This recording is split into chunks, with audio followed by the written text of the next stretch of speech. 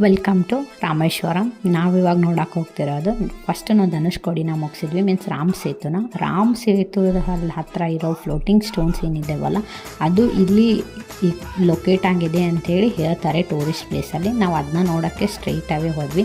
ಅಲ್ಲೊಂದು ದೇವಸ್ಥಾನವೂ ಸಹ ಇದೆ. ದೇವಸ್ಥಾನ ಮಾತ್ರ ತುಂಬ ಚೆನ್ನಾಗಿತ್ತು. ಫಸ್ಟ್ ದೇವರ ದರ್ಶನ ಮಾಡ್ಕೊಳ್ಳೋಣ ಅಂಥೇಳಿ ಹೋಗಿದ್ವಿ.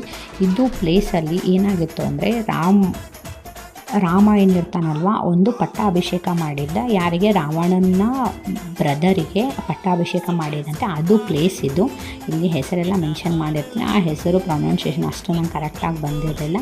ಅಲ್ಲಿಂದ ನಾವು ನೋಡೋಕೆ ಹೋಗಿದ್ವಿ ಫ್ಲೋಟಿಂಗ್ ಸ್ಟೋನ್ನ. ಇಲ್ಲಿ ಅದರ ಅಪೋಸಿಟೇ ಒಂದು ಬೀಚ್ ಇದೆ. ಆ ಬೀಚಲ್ಲಿ ಒಂದು ಶೆಡ್ಡು ಒಳಗಡೆ ಈ ಥರ ತೋರಿಸ್ತಾ ಇದ್ದಾರೆ, ಇದು ಫ್ಲೋಟಿಂಗ್ ಸ್ಟೋನು ಅಂತ ಹೇಳಿ. ನಾನು ತುಂಬ ಎಕ್ಸೈಟ್ಮೆಂಟಲ್ಲಿ ಹೋದೆ. ಬಟ್ ಅಲ್ಲಿ ಹೋದ್ಮೇಲೆ ಚೆನ್ನಾಗೇ ಅನ್ನಿಸ್ತು, ಫ್ಲೋಟಿಂಗ್ ಸ್ಟೋನ್ ಥರನೇ ಇತ್ತು. ಬಟ್ ಆಮೇಲೆ ಒಂಥರ ಫೀಲ್ ಆಗ್ತಿತ್ತು ಏನು ಅಂದರೆ ಅದು ತುಂಬ ವೇಟೇ ಇಲ್ಲ ಗೊತ್ತಾ, ತುಂಬ ವೇಟ್ಲೆಸ್ ಇದೆ, ಯಾಕೋ ಫೇಕು ಅಂತ ಅನ್ನಿಸ್ತಾ ಇತ್ತು. ನಾವು ನಮ್ಮ ಡ್ರೈವರಿಗೆ ಕೇಳಿದರೆ, ಕ್ಯಾಬ್ ಡ್ರೈವರ್ಗೆ ಅವ್ರು ಹೇಳ್ತಾಯಿದ್ರು ಅದು ಜಸ್ಟ್ ಫೇಕ್, ಅದು ಒರಿಜಿನಲ್ ಏನೂ ಅಲ್ಲ ಅಂಥೇಳಿ. ಬಟ್ ಏನೋ ನಮ್ಮದು ಎಕ್ಸ್ಪೀರಿಯನ್ಸ್ಗೋಸ್ಕರ ನೋಡೋಣ ಚೆನ್ನಾಗಿತ್ತು ಅಂಥೇಳಿ ಖುಷಿಪಟ್ಟು ಹೋಗಿದ್ವಿ ನಾವು. ನನಗೆ ಅನಿಸಿರೋ ಒಪಿನಿಯನ್ನ ನಾನು ಹೇಳ್ತಾ ಇದ್ದೀನಿ, ಅದು ನಿಜಾನ ಸುಳ್ಳು ಅಂತ ನನಗೂ ಗೊತ್ತಿಲ್ಲ. ಇಲ್ಲಿ ಒಬ್ಬರಿಗೆ ಎಂಟ್ರೆನ್ಸಿಗೆ 20 ರೂಪೀಸ್ ತೊಗೊತಾರೆ. ನೀವು ಅದನ್ನ ಟಚ್ ಮಾಡ್ಬೋದು, ತಲೆ ಮೇಲೂ ಸಹ ಎತ್ಕೋಬೋದು, ನೀವು ಅದನ್ನ ಫೀಲ್ ಮಾಡ್ಬೋದು ಅಂತ ಹೇಳ್ತಾರೆ.